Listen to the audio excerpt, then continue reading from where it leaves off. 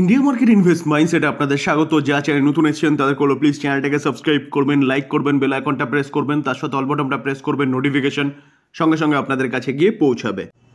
এই ভিডিওতে ফার্স্টে যে নিউজটা নিয়ে আলোচনা করতে চলেছি সেই নিউজটা কিন্তু একটা নেগেটিভ নিউজ, যার ইম্প্যাক্ট আমাদের মার্কেটের সাথে কিন্তু ওয়ার্ল্ড মার্কেটে পড়বে। যদিও বা ইম্প্যাক্টটা আমাদের মার্কেটে হয়তো কিছুটা কম পড়বে, মেনলি পড়বে ইউএসএর মার্কেটে।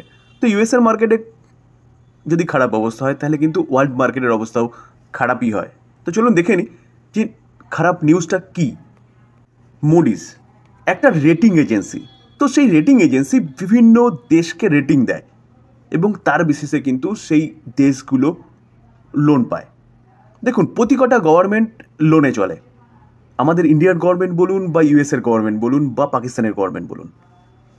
তো সেই জায়গায় দাঁড়িয়ে এই মুডিজের মতন রেটিং এজেন্সিগুলো কিন্তু সেই দেশগুলোকে রেটিং করে অ্যাজ ইট ইজ আমাদের যে সিভিল স্কোর থাকে।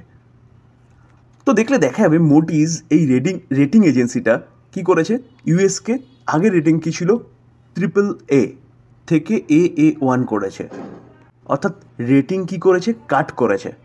তো এই নিউজটা কিন্তু আজকের দিনের নিউজ, যার ইম্প্যাক্ট আমরা মন্ডেতে দেখতে পারবো, যেখানে রেটিংকে কাট করা মানে কিন্তু বলতে পারেন যে লোন একটু মেহঙ্গা হবে, যেটা সোজাসুজি ইউএসের ইকোনমিকে হিট করবে। তো মন্ডেতে হয়তো ইউএসের মার্কেট নেগেটিভ পারফরমেন্স দেখাতে পারে, আর যদি ইউএসের মার্কেট নেগেটিভ পারফরমেন্স দেখায় তাহলে অবভিয়াসলি আমাদের মার্কেটও কিন্তু নেগেটিভ পারফরমেন্স দেখাতে পারে। কারণ ইউএসের economy number 1 economy, $29 trillion economy, আর আমরা অনলি ফর 4 ট্রিলিয়ন এর ইকোনমি। তো ইউএসের মার্কেটে যখনই কোনো প্রবলেম হয় না, তখনই কিন্তু সারা ওয়ার্ল্ডে সেই প্রবলেমটা ছড়ায়। যার কারণ হিসেবে মুডিস কি বলছে, মুডিস কারণ হিসেবে কি বলছে, কারণ হিসেবে বলছে ইউএসের প্রেসিডেন্ট ডোনাল্ড ট্রাম্পের ট্যারিফ যুদ্ধ। তো বিভিন্ন দেশের ওপর বিভিন্ন রকম ট্যারিফ আরোপ করছে, আবার কমিয়ে দিচ্ছে, আবার আরোপ করছে। তো এই আনসার্টেনিটি ইউএসের মার্কেটকে বা ইকোনমিকে ইম্প্যাক্ট করছে, যার ফলে কিন্তু মুডিস রেটিংটাকে কমিয়েছে ইউএসের। এবং তার পাশাপাশি কন্টিনিউয়াসলি ডলারের আন্ডার পারফরমেন্স করা, ডলার কন্টিনিউয়াসলি কিন্তু পড়ছে। কারণ ইউএসের ডোনাল্ড ট্রাম্পের, অর্থাৎ ইউএসের প্রেসিডেন্ট ডোনাল্ড ট্রাম্পের বিভিন্ন রকম চিন্তাভাবনা ইকোনমিকে নিয়ে, তার জন্যে কিন্তু মুডিস ইউএসের রেটিংটাকে কমিয়েছে। কোচিন শিপইয়ার্ড এই কোম্পানিটাকে দেখলে দেখাবে, দেখুন লাস্ট ট্রেডিং সেশনে এই কোম্পানিটা প্রায় 13% একটা ভালো অফসাইড মুভমেন্ট দেখিয়েছে। আমরা যদি লাস্ট 5 দিনে দেখি, লাস্ট 5 দিনে দেখলে দেখা যাবে, অর্থাৎ এই উইকটা এই কোম্পানিটা প্রায় 35% রিটার্ন দিয়েছে। আমি যদি লাস্ট 1 মাসে দেখলে দেখা যাবে 41% রিটার্ন দিয়েছে। কিন্তু যদি 1 বছরে দেখলে দেখা যাবে 44% রিটার্ন দিয়েছে। এবং এই কোম্পানিটা কিন্তু তার হাই থেকে দেখলে দেখা যাবে এখনও পর্যন্ত প্রায় 28%, 30% মতন কিন্তু ডাউনে রয়েছে। তো ডাউনে আসার পিছনে কারণ দেখুন টাইম পিরিয়ডটা ঠিক জুলাই। তো এই সময় থেকে কিন্তু আমাদের ইন্ডিয়ান মার্কেট কন্টিনিউয়াসলি পড়ছিল। এখন ইকোনমি ভালো করছে, কোম্পানিটাও ভালো করছে, তার উপরে এই কোম্পানিটা ডিফেন্স সেগমেন্টের কোম্পানি। গভর্নমেন্ট আবারও আত্মনির্ভরের কথা বলছে এবং ইন্ডিয়া পাকিস্তান যুদ্ধের পরে কিন্তু গভর্নমেন্টের স্ট্যান্ড আরও দৃঢ় হয়েছে যে মেক ইন ইন্ডিয়ার উপরে, যার জন্য ডিফেন্স সেগমেন্টের প্রতি কটা কোম্পানি ভালো মুভমেন্ট দেখাচ্ছে। সেই অনুযায়ী এই কোম্পানিটার লাস্ট 5 দিনে 35% মতন একটা ভালো মুভমেন্ট প্রেজেন্ট করেছে। তো কোম্পানি ভালো, ডিফেন্স সেগমেন্টের কোম্পানি, কিন্তু যেখানে গভর্নমেন্ট বলছে মেক ইন ইন্ডিয়ার কথা, অর্থাৎ ভবিষ্যতে এই কোম্পানিটা ভালো করতে পারে, কিন্তু এই কোম্পানিটাকে নিয়ে একটা নেগেটিভ নিউজ পাওয়া যাচ্ছে, যেখানে হয়তো এই কোম্পানিটাকে নিচে নামাতে পারে এই নিউজটা। তো চলুন দেখে নিই নেগেটিভ নিউজটা কি। দেখুন স্যার, এই আর্টিকেল দেখলে দেখা যাবে কোচিন শিপইয়ার্ড শেয়ার বলছে পড়তে পারে কত 60%, অর্থাৎ কারেন্ট মার্কেট প্রাইস থেকে 60% নিচে নামতে পারে। বলছে কে? বলছে কিন্তু ডোমেস্টিক একটা দিগ্গজ ব্রোকিং হাউসকে, কোটাক সিকিউরিটিস। তো কেন বলছে? যদিও এই ব্রোকিং হাউসটা এই কোম্পানিটাকে নিয়ে কিছু পজিটিভ নিউজও বলছে, যে কি আইএনএস বিক্রান্ত এবং বিক্রমাদিত্য এই দুটো রিপেয়ারের জন্য আসছে। তো কোচিন শিপইয়ার্ডের কাছে রিপেয়ারের জন্য আসছে মানে অবভিয়াসলি কোম্পানিটার ইনকাম বাড়বে।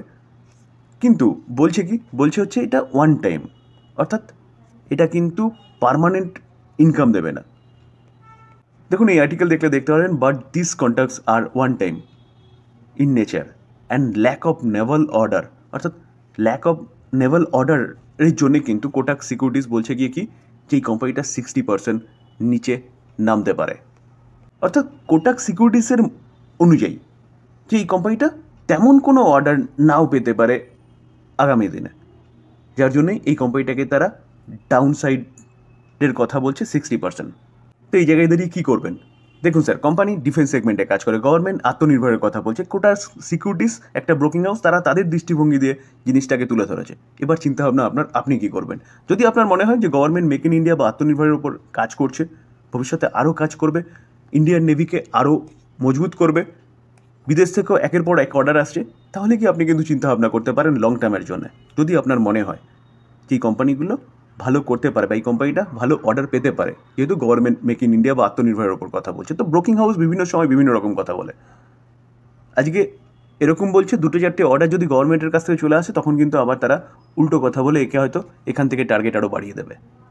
তো সেই জায়গায় দাঁড়িয়ে ব্রোকিং হাউস কী বলছে সেটা অত চিন্তাভাবনা না করে আপনি দেখুন যে কোম্পানিটা যে বিজনেস করছে সেই বিজনেসের দম আছে নাকি, এবং গভর্নমেন্ট যে বলছে সেই অনুযায়ী কাজ করছে নাকি। আইটিসি হোটেল, তো হোটেল সেগমেন্টের একটা দিগ্গজ কোম্পানি বলতে পারেন, যে কোম্পানিটা আইটিসি থেকে আলাদা হয়ে লিস্টেড হয়েছে, আইটিসি হোটেল। তো আইটিসি হোটেল বেশ কয়েকদিন ধরে কিন্তু একের পর এক ভালো নিউজ পাওয়া যাচ্ছে, যেখানে আমরা দেখেছিলাম যে ওয়েস্ট বেঙ্গলে এই কোম্পানিটা তার বিজনেসটাকে এক্সপ্যান্ড করছে, অর্থাৎ নতুন নতুন হোটেল অ্যাকোয়ার করছে। Q4 রেজাল্ট বেরিয়েছে, রেজাল্টও ঠিকঠাক ছিল। তার পাশাপাশি আরেকটা নিউজ পাওয়া যাচ্ছে এই কোম্পানিটাকে নিয়ে, যেখানে এই কোম্পানিটা কিন্তু কী করতে চলেছে, বিশাখাপত্তনমে 328 কারোর দিয়ে আরেকটা নতুন হোটেলের কাজ শুরু করে দিয়েছে। তো কোম্পানি তার বিজনেস বাড়াচ্ছে, তো স্বাভাবিকভাবে বিজনেস বাড়ালে কোম্পানির রেভিনিউ বাড়বে এবং প্রফিটেবিলিটি বাড়বে, যেটা কোম্পানিকে আরও বড় হতে সাহায্য করবে। NHPC, national hydro power corporation limited, কোম্পানিটা রিনিউয়েবল সেক্টরে একটা দিগ্গজ কোম্পানি, যেই কোম্পানিটার মেইনলি বিজনেস হচ্ছে হাইড্রো পাওয়ার নিয়ে, এবং তার সাথে কোম্পানিটা কিন্তু সোলার এবং উইন্ড নিয়েও কাজ করছে, যেখানে কোম্পানিটাকে দেখলে দেখা যাবে লাস্ট ট্রেডিং সেশনে কোম্পানিটা 3%-এর ওপর একটা ভালো আপসাইড মুভমেন্ট দেখিয়েছে। তো যারা এই কোম্পানিটা হোল্ড করছেন তাদের জন্য একটা গুড নিউজ। চলুন দেখে নিই নিউজটা কি।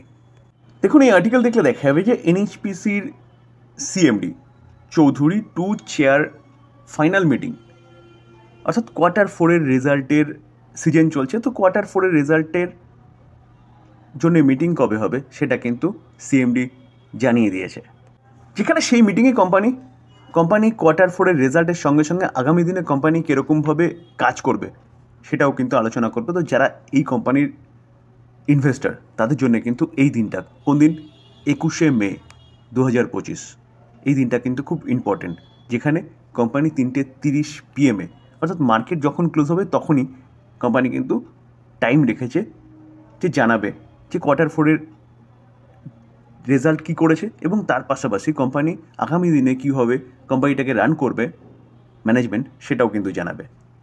তো এই দিনটা মাথায় রাখবেন যারা এই কোম্পানি শেয়ার হোল্ড করছেন। ডিসক্লেমার দিয়ে রাখি স্যার, এই ভিডিওতে যেসব কোম্পানিগুলো নিয়ে আলোচনা করলাম সেসব কোম্পানিগুলোর সম্বন্ধে নিউজ পাওয়া যাচ্ছে, তার জন্য আলোচনা করলাম। তো এই আলোচনাকে কেউ বাই রেকমেন্ডেশন হিসেবে নেবেন না। বাই করার আগে নিজে ভালো মতন অ্যানালাইসিস করবেন, নিজের রিস্ক ম্যানেজমেন্ট বুঝবেন, তারপরে গিয়ে কিন্তু বাই করার চিন্তাভাবনা করবেন। থ্যাংক ইউ, ভালো থাকবেন।